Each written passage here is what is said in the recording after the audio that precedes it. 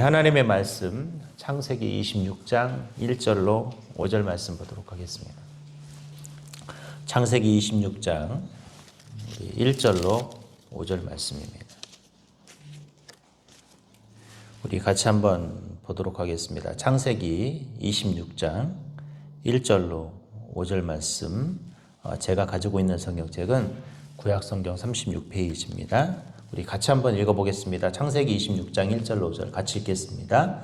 아브라함 때에 첫 흉년이 들었더니 그 땅에 또 흉년이 들매 이삭이 그랄로 가서 블레셋 왕 아비멜렉에게 이르렀더니 여호와께서 이삭에게 나타나 이르시되 애굽으로 내려가지 말고 내가 내게 지시하는 땅에 거주하라. 이 땅에 거류하면 내가 너와 함께 있어 내게 복을 주고 내가 이 모든 땅을 너와 내 자손에게 주리라. 내가 내 아버지 아브라함에게 맹세한 것을 이루어 내 자손을 하늘의 별과 같이 번성하게 하며 이 모든 땅을 내 자손에게 주리니 내 자손으로 말미암아 천하의 만민이 복을 받으리라. 이는 아브라함이 내 말을 순종하고 내 명령과 내 계명과 내 율례와 내 법도를 지켰음이라 하시니라. 아멘. 사람들이 소망하는 게 있습니다. 만사형통하기를 소망해요. 하는 일마다 잘 되고 모든 일이 뜻대로 되는 것. 이게 만사형통이라는 이 말이잖아요. 근데 사람들이 살아가면서 오늘도 여러분 어떻게 되고 싶나요?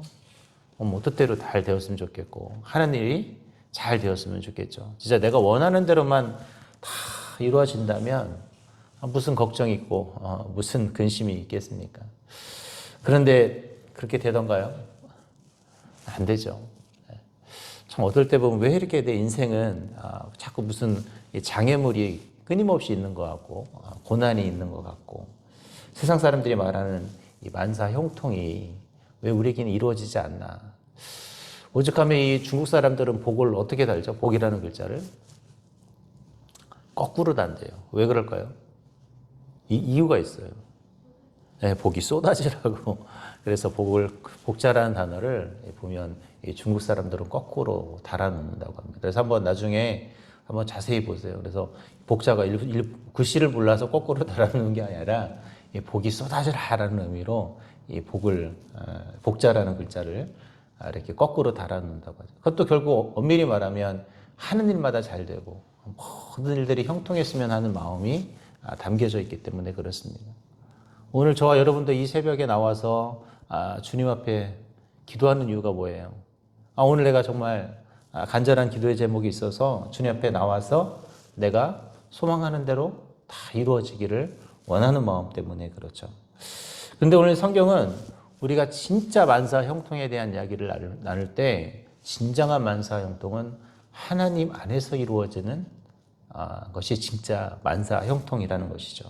다른 말로 표현하면 하나님의 뜻대로 모든 것이 이루어질 때 그것이 어떤 형통이냐? 만사 형통이라는 것이에요. 예수님도 겟세마네 동산에서 마지막으로 기도할 때 자신을 그 십자가의 그 죽음에서 건져달라는 간절한 기도를 해요. 근데 그의 예수님의 마지막 기도의 내용은 뭐였습니까? 내 뜻대로 하지 마옵시고 아버지의 뜻대로 하옵소서라고 했어요. 그 아버지의 뜻은 뭐였나요? 안타깝게도 예수님이 십자가에 못 박혀 죽으셔야 하는 그런 기도였죠. 이게 뭐냐? 진정한 만사 형통의 기도라는 것입니다.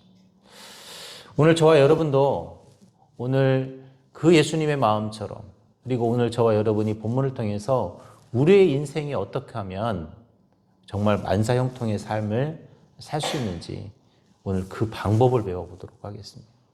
정말 하나님의 뜻대로 하는 만사 형통의 방법은 도대체 어떤 방법일까? 먼저 오늘 우리 1절, 2절 같이 한번 읽어보겠습니다. 시작. 아브라함 때에 첫 흉년이 들었더니 그 땅에 또 흉년이 들매 이삭이 그랄로 가서 블레셋 왕 아비멜렉에게 이르렀더니 여호와께서 이삭에게 나타나 이르시되 애굽으로 내려가지 말고 내가 내게 지시하는 땅으로 거주하라. 아멘. 자, 여기서 왜 하나님께서는 이삭에게 애굽으로 가지 말라고 했을까? 그 말은 다른 말로 표현하면 블레셋도 좋은 땅은 아니지만 바로 애굽은 흔히 말하면 죄가 있는, 죄악이 머무는 곳이었고 하나님을 멀리하는 곳이었기 때문에 오늘 다른 말로 표현하면 이 죄악을 멀리하라라는 것이죠. 오늘 저와 여러분이 만사 형통의 삶을 살고 싶다면 우리가 늘 죄를 멀리하는 삶을 살아야 합니다. 당시에 이 블레셋에서 조금만 넘어가도 어디였냐면 바로 애굽이라는 곳이에요. 애굽은 여러분 잘 아시는 것처럼 아브라함도 그쪽으로 갔었던 기억이 있고 또 이 애굽은 당시에 4대 문명의 발상지이기도 하고 되게 흔히 말하면 막 번화한 곳이에요. 거기는 농사도 잘 되고 먹을 만한 것도 많고 어찌 보면 이 모든 것들 책임져 줄 수 있는 곳이죠. 그런데 하나님께서는 그곳에 가지 말라라고 분명하게 이야기를 하고 있습니다. 오늘도 마찬가지예요. 우리 눈에 보기에는 너무나 좋고 눈에 보기에는 저곳에 가면 성공할 것 같고 저곳에 가면 좋을 것 같은 그곳에 뭐 하라고 그래요? 하나님이 가지 말라. 저는 이 남자이기 때문에 이 친구들을 만나고 그러니까 교회 다니는 친구들을 만나면 상관없는데 이 그렇지 않은 친구들을 만나면 어디 가는 게 참 난감해요.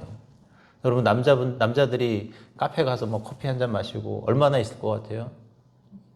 길면 30분이에요. 커피 한 잔 마시고 뭐 수다를 떠는 것도 뭐 시간이 있죠. 그러면 이제 보면 대부분 사람들은 뭐 합니까? 만나면 교회 안 다니는 사람들은 술 마시러 가요. 그래서 저는 그런 게 너무 싫어요. 막 저는 그냥 밥집 갔으면 좋겠고 그냥 카페 앉아서 커피 마셨으면 참 좋겠는데 술을 마시러 가면 곤욕스러운 거예요. 그 자리에 앉아있는 것도 사실 너무나 내가 여기 왜 앉아있어야 되나 괴롭기도 하고 저는 술도 워낙 술도 못 마시기도 하지만 막 제가 또 목사이기 때문에 그냥 그 자리에 앉아있는 것 자체가 없는데 친구들은 그 자리가 좋은 거예요. 왜요? 친해지려면 뭐 해야 된다고 그래요? 술 한잔을 해야지, 술 한잔을 해야지. 또 술 먹고 막 하면 친구들 얘기를 들어보면 처음에는 온전해지다가 조금씩 취해지면 어떻게 해요? 이제 진짜 흔히 말하면 학자였고 막 똑똑한 사람들이었는데 술이 한 잔씩 들어가다 보면 나중에 어떻게 됩니까? 이제 별별 얘기 다 하죠. 불평스러웠던 거 얘기하고 막 얘기하다 결국은 또 종교 얘기를 또 해요. 그러다가 보면 이제 결국 또 헐뜯는 얘기가 나오고 이런 거를 볼 때마다 그 자리를 너무 가고 싶지 않아요. 근데 참 감사한 게 어느 날부터 친구들이 제가 이제 목사잖아요. 그러니까 어느 날부터는 잘 안 가더라고요. 감사하게. 친구가 목사인데 술집에 있으면 성도들이라도 보면 어떡하겠네요. 그러니까 요즘은 맨날 만나면 밥 먹고 커피 마시고 그렇게 헤어집니다. 그런 거죠. 여러분 이 죄악의 자리는 사람들 눈에는 좋아 보여요. 왜?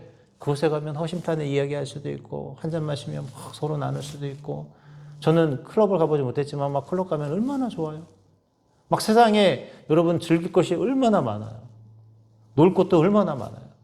제가 지난번 한번 말씀드렸는데 저는 그렇게 많은 사람들이 그 캠핑을 즐기는 줄 몰랐어요. 누구 초대에 의해서 어떤 전에 사역했던 교회 청년이 저를 좀 초대를 해서 잠깐 그 캠핑장에 가서 고기 구워준다 그래서 갔는데 와 진짜 막 어마어마하더라고. 정말 거기에 차가 나는 그렇게 많은 줄 몰랐어요. 진짜 거기가 되게 캠핑장이 큰데 그 캠핑장이 막 북적북적해요. 차가. 와 이게 무슨 휴가도 아닌데 토요일 날인데 어마어마하더라고요. 야 이렇게 즐길 것이 많구나. 사람들이 얼마나 참 놀 것이 많은가. 거기서 자고 교회도 안 올 거 아니에요. 그 청년은 감사하게 그 청년은 아니지만 두 부부는 거기서 저 때문에 이제 고기 한번 구워주고 다시 가서 다음날 예배 열심히 드리는 청년이었는데 부부였는데 오늘 그래요 여러분. 세상에 우리가 즐길 것이 너무나 많고 오늘 저와 여러분이 정말 세상의 유혹도 되게 많습니다. 그런데 오늘 성경은 저와 여러분에게 그런 것을 멀리하라라고 말해요. 하나님이 왜 굳이 애굽을 멀리하려면 애굽은 뭐예요? 죄악된 도시였기 때문에 그래요. 죄악이 가득했던 곳이었고 그곳에 가면 어떻게 돼요? 안 되기 때문에 하나님이 막는다라는 거예요. 오늘 저와 여러분이 어떻게 하셔야 되느냐? 죄를 멀리할 수 있기를 바랍니다. 그것이 내 눈에는 좋아 보여도 하나님이 원하지 않는 것 같다면 하지 않는 것이 저와 여러분이 해야 될 모습이라는 것입니다. 두 번째로 오늘 우리가 형통해질 수 있는 방법은 뭐냐? 5절에 보니까 하나님의 말씀을 순종하고 그 계명과 법도를 지키는 일입니다. 우리 5절 같이 한번 읽어보겠습니다. 시작. 이는 아브라함이 내 말을 순종하고 내 명령과 내 계명과 내 율례와 내 법도를 지켰음이라 하시리라. 아멘. 여러분, 하나님의 말씀이 왜 우리에게 필요하죠? 저는 이 목사여서 성경을 공부를 하잖아요. 근데 예전에는 그렇게 성경 공부를 되게 많이 했거든요. 공부도 많이 하고 말씀이 저도 처음에 신학을 하게 된 계기가 말씀을 제 청년부 목사님이 말씀을 전해 주시는데 너무 재밌는 거예요. 말씀을 좀 새로운 시각에서 막 전달해 주시는데 너무 재밌어서 막 성경 공부하는 게 재밌더라고요. 저는 설교 듣는 게 그렇게 재밌는지를 몰랐어요. 막 설교 들을 때마다 신기하고 재미있고 말씀을 또 저렇게도 해석을 하는구나. 말씀을 저렇게 볼 수가 있구나. 막 이런 것 때문에 처음에 공부를 하다가 제가 또 신학을 하게 되었거든요. 근데 계속해서 이 말씀을 공부하는 건 되게 중요한 문제인데, 근데 여러분 말씀을 하나님께서 우리에게 주신 이유는 공부하라고 주셨을까요? 아니에요. 오늘 이 아브라함에게서 우리는 이삭에게서 답을 배워야 돼요. 5절에서. 뭐라고 표현해요? 내 말을 순종하라는 말. 이 말이 참 중요한 말입니다. 하나님의 말씀은 뭐였냐? 순종하기 위해서 하나님이 우리에게 주셨다라는. 이 말은 우리가 형통하려면 뭘 하셔야 될까요? 하나님의 말씀에 순종하셔야 합니다. 오늘 하나님께서 이삭에게 했던 이야기는 뭐냐면 순종이에요. 어떻게 하라? 내 말대로 따르라라는 거예요. 그 말을 막 묵상하고 뭐 해서 이게 아니라 바로 말하면 뭐 해야 된다? 따라야 한다. 여러분, 아브라함이 진짜 하나님을 믿었다고 마지막 하나님께서 고백했던 그 순간이 어떤 순간이었어요? 자신의 아들 이삭을 드리라는 하나님의 말씀에 바로 순종했을 때예요. 다른 말로 표현하면 즉각적 순종이에요. 여러분, 하나님의 말씀이 우리에게 선포되어질 때 생각하는 것이 아니라 순종하셔야 돼요. 어떻게 해요? 즉각적으로. 좀 생각해 볼게요. 뭐 고민해 볼게요. 뭐 해볼게요가 아니라 뭐 하는 거예요? 아멘. 진짜 말 그대로 바로 아멘 하셔야 돼요.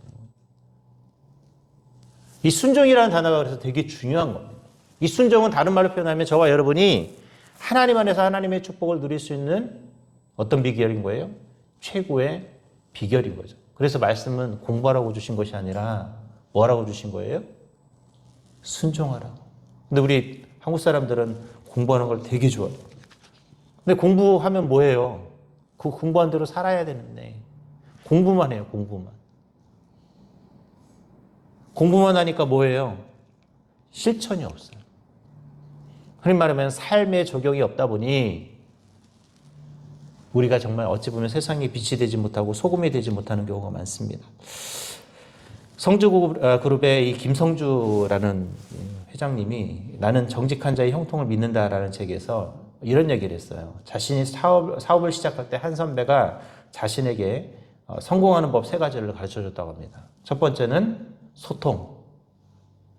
술자리에 가서 술을 잘 마셔야 돼요. 둘째, 임기응변. 거짓말을 잘해야 한다.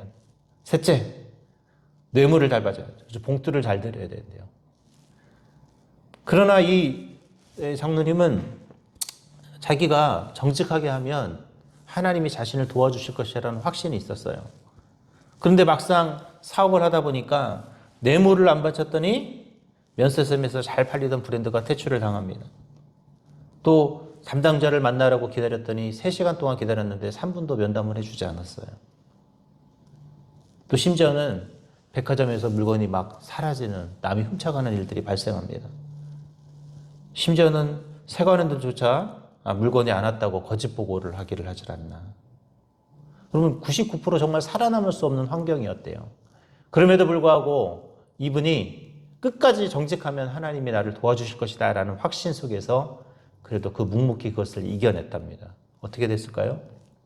당연히 잘 되었죠.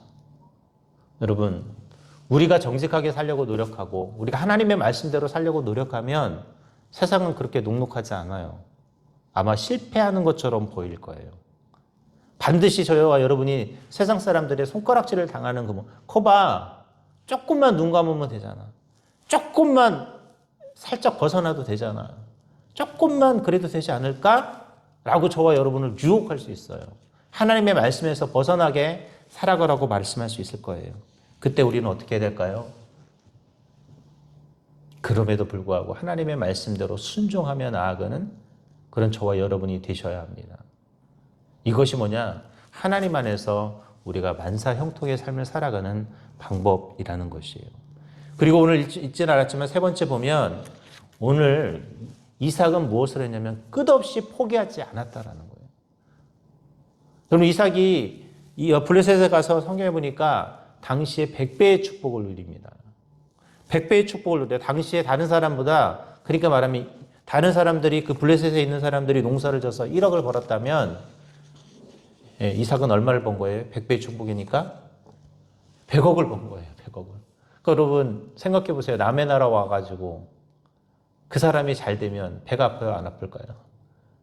자기 옆에 이웃이 돈 벌어도 배 아픈데 이방 사람이 와서 돈을 벌었으니 그것도 전문가도 아닌 사람이 그러니까 그것 때문에 싸움이 생겨요. 그래서 이삭이 거기 살지 못하고 다른 곳으로 갑니다. 그런데 다른 곳에 가서 또 우물을 파면 신기하게 우물을 팔 때마다 그냥 바로 나와요. 제가 말씀드렸죠? 우물 파는 게 쉬워요? 어려워요? 어렵다고 말씀드렸어요. 당시에 보통 우물을 파려면 수십 번에서 수백 번을 파야 물이 하나가 나올까 말까 할 정도였답니다. 그 물도 우리가 생각하는 것처럼 조금만 파면 되는 게 아니라 우물 파려면요 최소 몇 미터에서 수십 미터를 파야 돼요. 그게 쉬운 일이 아니에요. 땅 하나 파는 게. 지금이야 기계가 있어서 그 기계로 물이 흘러가는 것을 보고 거기만 팔을 내고 기계가 땅을 파면 금방 물기를 잡을 수가 있는데 이때에도 그런 기술이 없었기 때문에 어떻게 해요? 다 일일이 파봐야 하고 수십 번 수백 번을 파야 물이 나올까 말까 하는 건데 이삭은 파는 곳마다 물이 나와요. 근데 거기에 물을 또 가만히 있나요? 주민들이 뺏어요. 그러니까 끊임없이 반복되는 안타까움이 있었지만 계속해서 파고 또 뺏기고 파고 뺏기고 파고 이걸 여러 번 하는데 결국은 어떻게 해요? 블레셋 사람들도 이제 포기하죠. 쟤는 어차피 건드려봤자 성공하는 사람이구나. 끝까지 포기하지 않으니까 하나님이 어떻게 해주셨어요? 형통케 해주셨다라는 거예요. 이제 뭐라고 그래요? 이 블레셋 사람들 이제 그만 우리 서로 싸우지 말고 잘 지내자. 여러분 이게 바로 형통입니다. 포기하지 않으면 하나님께서 어떻게 해주신다? 반드시 승리케 하시고 잘 되게 해주시고 오늘 그게 뭐냐? 만사 형통의 방법대로 살아가는 우리의 모습이라는 것입니다. 오늘 우리는 본문을 통해서 세 가지 만사 형통할 수 있는 방법을 배웠어요. 첫 번째는 죄를 멀리하라는 거죠. 두 번째는 바로 순종하라는 것이었고 세 번째는 끝까지 포기하지 않는 것이 우리가 하나님의 뜻 안에서 만사 형통을 누리는 방법입니다. 오늘 저는 여러분에게 진짜 잘 되는 방법을 가르쳐 드렸어요. 이제 잘 되셨으면 좋겠습니다. 못 되는 건 누구 탓이에요? 여러분이 안 해서.